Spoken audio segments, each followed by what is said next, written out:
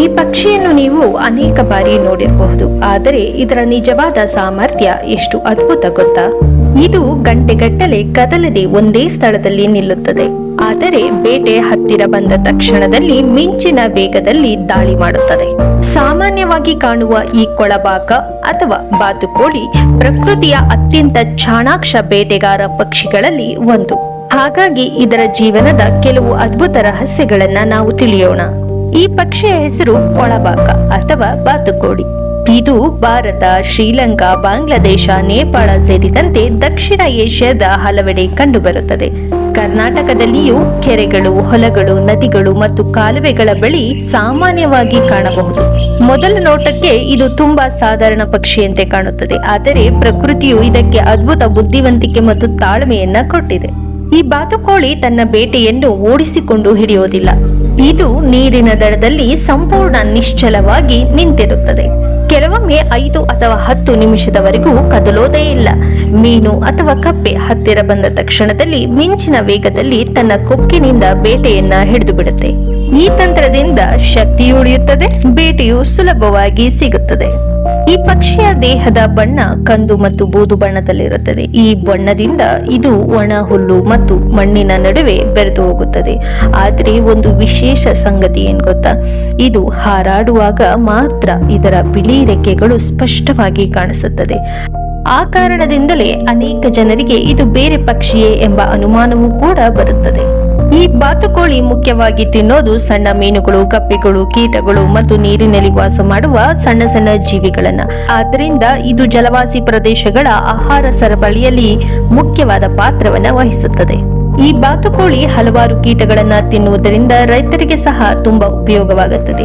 ಹೊಲಗಳಲ್ಲಿ ಕೀಟಗಳ ಸಂಖ್ಯೆಯನ್ನ ನಿಯಂತ್ರಿಸಲು ಇದು ಸಹಾಯವನ್ನ ಮಾಡುತ್ತದೆ. ಪ್ರಕೃತಿಯ ಸಮತೋಲನ ಕಾಪಾಡುವಲ್ಲಿ ಇದರ ಪಾತ್ರ ಬಹಳ ಮುಖ್ಯ. ಈ ಬಾತುಕೋಳಿ ಸಾಮಾನ್ಯವಾಗಿ ಮಳೆಗಾಲದಲ್ಲಿ ಅಂದರೆ ಜೂನ್ ನಿಂದ ಸೆಪ್ಟೆಂಬರ್ ತಿಂಗಳ ನಡುವೆ ಸಂತಾನೋತ್ಪತ್ತಿಯನ್ನ ಮಾಡುತ್ತದೆ. ಗಂಡು ಮತ್ತು ಹೆಣ್ಣು ಪಕ್ಷಿಗಳು ಸೇರಿ ಮರದ ಮೇಲ್ಭಾಗದಲ್ಲಿ ಸಣ್ಣ ಕೊಂಬೆಗಳಿಂದ ಗೂಡನ್ನ ಕಟ್ಟುತ್ತವೆ. ಹೆಣ್ಣು ಪಕ್ಷಿ ಸಾಮಾನ್ಯವಾಗಿ 3 ರಿಂದ 5 ಮೊಟ್ಟೆಗಳನ್ನ ಇಡುತ್ತದೆ. ಸುಮಾರು 20 ರಿಂದ 24 ದಿನಗಳಲ್ಲಿ ಮೊಟ್ಟೆಗಳು ಒಡೆದು ಮರಿಗಳು ಹೊರಗಡೆ ಬರುತ್ತವೆ. ನಂತರ ತಂದೆ ಮತ್ತು ತಾಯಿ ಇಬ್ಬರು ಸೇರಿ ಮರಿಗಳಿಗೆ ಆಹಾರ ತಂದು ಸಾಕುತ್ತವೆ. ಸುಮಾರು 5 ರಿಂದ 6 ವಾರಗಳಲ್ಲಿ ಮರಿಗಳು ಹಾರಲು ಕಲಿಯುತ್ತವೆ. ಕಾಡಿನಲ್ಲಿ ಈ ಪಕ್ಷಿ ಸಾಮಾನ್ಯವಾಗಿ 8 ರಿಂದ 12 ವರ್ಷದವರೆಗೆ ಬದುಕುತ್ತವೆ.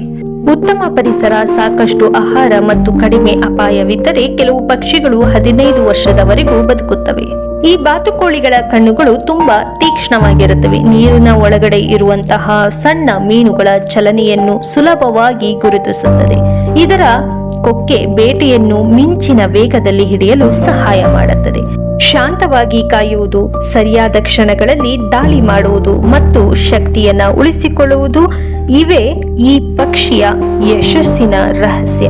ಈ ಪಕ್ಷಿ ಬೇಟೆಯಾಡುವಾಗ ಕಣ್ಣನ್ನ ಮುಚ್ಚೋದೇ ಇಲ್ಲ. ಮೀನು ಅಥವಾ ಕಪ್ಪೆಯನ್ನು ಗಮನಿಸುತ್ತಿರುವಾಗ ಅದರ ಸಂಪೂರ್ಣ ಗಮನ ಬೇಟೆಯ ಮೇಲೆಯೇ ಇರುತ್ತದೆ. ಸರಿಯಾದ ಕ್ಷಣಕ್ಕಾಗಿ ಅದು ತನ್ನ ಅಚಲವಾಗಿ ಕಾಯುತ್ತದೆ. ಅದು ಹಾರಿದಾಗ ಮಾತ್ರ ಅದರ ನಿಜವಾದ ಸೌಂದರ್ಯ ಕಾಣಿಸೋದು. ನೆಲದ ಮೇಲೆ ಕಂದು ಬೂದು ಬಣ್ಣದಲ್ಲಿ ಕಾಣಿಸುವ ಈ ಪಕ್ಷಿ ಹಾರುವಾಗ ತನ್ನ ರೆಕ್ಕೆಗಳಲ್ಲಿರುವ ಬಿಳಿ ಬಣ್ಣವನ್ನ ತೋರಿಸುತ್ತದೆ. ಇದು ಒಂಟಿಯಾಗಿ ಬೇಟೆಯಾಡಲು ಇಷ್ಟಪಡುತ್ತದೆ. ಬಹಳಷ್ಟು ಸಮಯ ಈ ಪಕ್ಷಿ ಒಂಟಿಯಾಗಿಯೇ ಆಹಾರವನ್ನ ಹುಡುಕುತ್ತದೆ. ಆದರೆ ಸಂತಾನೋತ್ಪತ್ತಿಯ ಕಾಲದಲ್ಲಿ ಮಾತ್ರ ಕೆಲವು ಪಕ್ಷಿಗಳು ಒಂದೇ ಪ್ರದೇಶದಲ್ಲಿ ಗೂಡನ್ನ ಕಟ್ಟುತ್ತವೆ. ಈ ಪಕ್ಷಿ ಕುತ್ತಿಗೆಯನ್ನು ಎಸ್ ಆಕಾರದಲ್ಲಿ ಮಡಚಿಕೊಳ್ಳುತ್ತದೆ ಗೊತ್ತಾ? ಕುತ್ತಿಗೆಯ ಈ ರಚನೆಯಿಂದ ಕ್ಷಣಾರ್ಧದಲ್ಲಿ ಮುಂದೆ ಚಾಚಿ ಬೇಟೆಯನ್ನು ಹಿಡಿಯಲು ಸಾಧ್ಯವಾಗುತ್ತದೆ. ಈ ಪಕ್ಷಿ ಪರಿಸರದ ಆರೋಗ್ಯದ ಸೂಚಕ.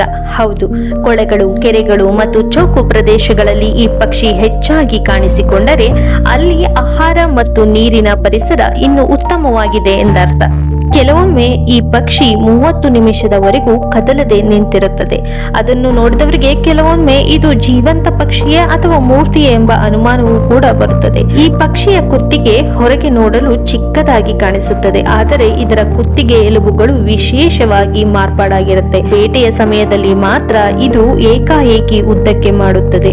ಬಹಳಷ್ಟು ಸಣ್ಣ ಪಕ್ಷಿಗಳು ಹಾರಾಡುವಾಗ ಕಾಲುಗಳನ್ನು ದೇಹದ ಕೆಳಗೆ ಮಡಚಿಕೊಂಡು ಹಾರುತ್ತವೆ. ಆದರೆ ಈ ಬಾತುಕೋಳಿ ಮಾತ್ರ ತನ್ನ ಉದ್ದವಾದ ಕಾಲುಗಳನ್ನು ನೇರವಾಗಿ ಹಿಂದೆ ಚಾಚಿಕೊಂಡೇ ಹಾರುತ್ತದೆ. ಇದರಿಂದ ಗಾಳಿಯಲ್ಲಿ ಸಮತೋಲನ ಕಾಯ್ದುಕೊಳ್ಳಲು ಸಹಾಯವಾಗುತ್ತದೆ. ಸಿಂಹ ಗರ್ಜಿಸಿ ಬೇಟೆ ಮಾಡಬಹುದು, ಗಿಡುಗ ಆಕಾಶದಿಂದ ದಾಳಿ ಮಾಡಬಹುದು. ಆದರೆ ಈ ಬಾತುಕೋಳಿ ಯಾವುದೇ ಶಬ್ದವಿಲ್ಲದೆ, ಯಾವುದೇ ಗದ್ದಲವಿಲ್ಲದೆ ಬೇಟೆಯನ್ನ ಹಿಡಿಯುತ್ತದೆ. ಇದರ ದೊಡ್ಡ ಆಯುಧ ಶಕ್ತಿಯಲ್ಲ, ತಾಳ್ಮೆ ಮತ್ತು ಸರಿಯಾದ ಸಮಯವನ್ನ ಗುರುತಿಸುವ ಬುದ್ಧಿವಂತಿಕೆ. ನಾವಿವತ್ತು ನೋಡಿದ್ದು ಒಂದು ಸಾಮಾನ್ಯ ಪಕ್ಷಿಯ ಕಥೆಯಲ್ಲ, ಪ್ರಕೃತಿಯ ಅದ್ಭುತ ಸೃಷ್ಟಿಯ ಕತೆ. ಬಾತುಕೋಳಿ ನಮ್ಗೆ ಒಂದು ದೊಡ್ಡ ಪಾಠವನ್ನ ಕಲಿಸುತ್ತದೆ. ಜೀವನದಲ್ಲಿ ಯಾವಾಗ್ಲೂ ಓಡಲೇಬೇಕೆಂದೇನಿಲ್ಲ. ಕೆಲವೊಮ್ಮೆ ತಾಳ್ಮೆಯಿಂದ ಸರಿಯಾದ ಅವಕಾಶಕ್ಕಾಗಿ ಕಾಯಬೇಕು. ಅವಕಾಶ ಬಂದಾಗ ಅದನ್ನ ಧೈರ್ಯದಿಂದ ಬಳಸಿಕೊಳ್ಳಬೇಕು. ಈ ಪಕ್ಷಿ ಪ್ರಕೃತಿಯ ಬುದ್ಧಿವಂತಿಕೆ, ತಾಳ್ಮೆ ಮತ್ತು ಸಮತೋಲನದ ಜೀವಂತ ಉದಾಹರಣೆ. ನೋಡಲು ಸಾಮಾನ್ಯ ಪಕ್ಷಿಯಂತೆ ಕಂಡರೂ ಇದರ ಬುದ್ಧಿವಂತಿಕೆ, ತಾಳ್ಮೆ ಮತ್ತು ಬೇಟೆಯಾಡುವ ಕಲೆ ನಿಜಕ್ಕೂ ಅದ್ಭುತ. ಪ್ರಕೃತಿಯ ಪ್ರತಿಯೊಂದು ಜೀವಿಯಲ್ಲೂ ಒಂದೊಂದು ವಿಶೇಷ ಅಡಗಿರುತ್ತದೆ. ವಿಡಿಯೋ ಇಷ್ಟ ಆದ್ರೆ ಲೈಕ್ ಮಾಡಿ, ಶೇರ್ ಮಾಡಿ, ಸಬ್ಸ್ಕ್ರೈಬ್ ಮಾಡೋದನ್ನ ಮರಿಬೇಡಿ. ಮತ್ತೆ ಮುಂದಿನ ವಿಡಿಯೋದೊಂದಿಗೆ ಭೇಟಿಯಾಗ್ತೀನಿ. Thank you so much.